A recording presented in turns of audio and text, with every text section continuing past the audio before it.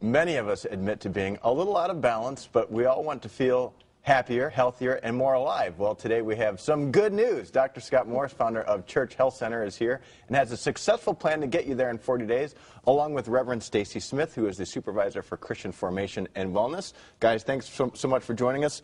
First, let's start with the Church Health Center. What is that? The Church Health Center is in Memphis. Okay. We provide health care for people who work in low-wage jobs who don't have health insurance. We take care of the people who work to make our lives comfortable. They shine your shoes, cook your food, they one day dig your grave, they don't complain. We take care of over 55,000 people. We do it totally without relying on the government. Our view is that the call to discipleship is to do three things: to preach, to teach, and to heal. Yeah. We don't get to take a pass on the healing ministry. So this is all about trying to engage people of faith to say this is what God calls us to do. And we've been doing it for a little over 24 years now. And you were here in January with the book, Healthcare You Can Live With. Very good. Well, how is your take on healthcare different than the typical practitioner? Well, our approach is that much of healthcare is about looking in the rearview mirror. You know, you come to the doctor, they're looking for disease. Well, Christians, you're supposed to be looking forward, right? Absolutely. That's exactly right. That is our point. And the same thing's true with going to the doctor. I mean, yeah, the doctor has to help diagnose disease, but particularly somebody, the two of y'all, I mean, y'all look like you're in great shape to me. It would be a lot more important for you to go to the doctor and the doctor be trying to help you figure out what do you need to do to stay healthy, looking forward and trying to help devise the plan as to what that would be.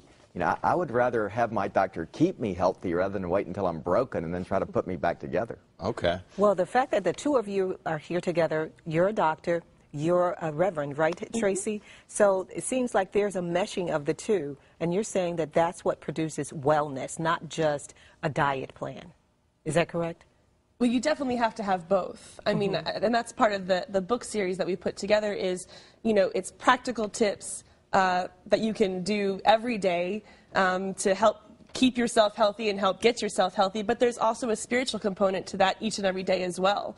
And I mean, Dr. Morris is a minister as well, and so the Church Health Center is really founded on the idea that faith and health go together and are really not different, are really part of the same thing. And this little book that you have here, 40 Days to Better Living, Optimal Health, why 40 days? How did you come up with this idea? I mean, why not a month? Why 40 days? Well, it's clearly a biblical concept. Okay. The idea, first off, it also takes about 6 weeks to change habits. Okay. None of us can just turn our life around in a very short period of time. It takes the dedication to do it day in and day out. And that's one of the troubles that all of us have, is being able to sustain anything. I mean, truthfully, it's one of the problems the church has, is that we're great at starting things. We're terrible about sustaining things.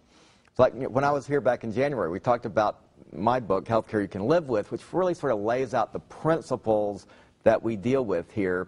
And then this is the first of 12. Every other month for the next 2 years, we're putting out a new book. There's going to be 12 of these. There's going to be 12 of these. Wow. That's a daily devotional about how do you implement what we refer to as the model for healthy living, which is all about having balance in your life. We think there are 7 components to life that each of us must take seriously and then focus on and then be able to create a balance that allows us to live the healthy life. So let's talk a little bit about these 7 elements. What's the first one? There's faith life. Right, faith life is definitely one of them. I mean, there's no question. And this is one of those things you ask about with going to the doctor. I mean, most doctors, when's the last time your doctor asked you about your faith life? I mean, maybe never. Never. Yeah. But aren't doctors trained to leave out faith? What's the training for doctors when it pertains to faith? I mean, well, great point. It doesn't exist because in America we've come to think that you can separate our body and our spirit. And on both sides, it's fundamentally wrong. The church has forgotten about caring about our bodies. You know, It's the greatest gift God's ever given us. We're an incarnational church. We believe that God loves our bodies. But we don't talk about that from the pulpit. On the same time, the doctor absolutely doesn't ask you about the spiritual dimension in life.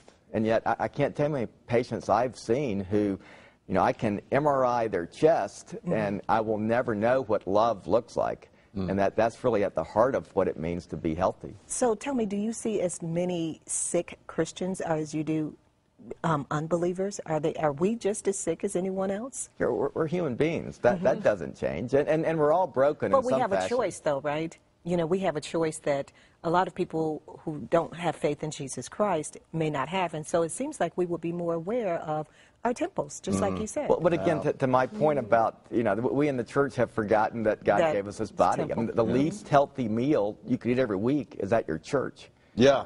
Yes. And you wrote about that in your last book, and that's what I kind of wanted to talk about. You know, one of your tips here for optimal health is nutrition, but a lot of times we don't put together, you know, like healthy eating with being spiritual per se.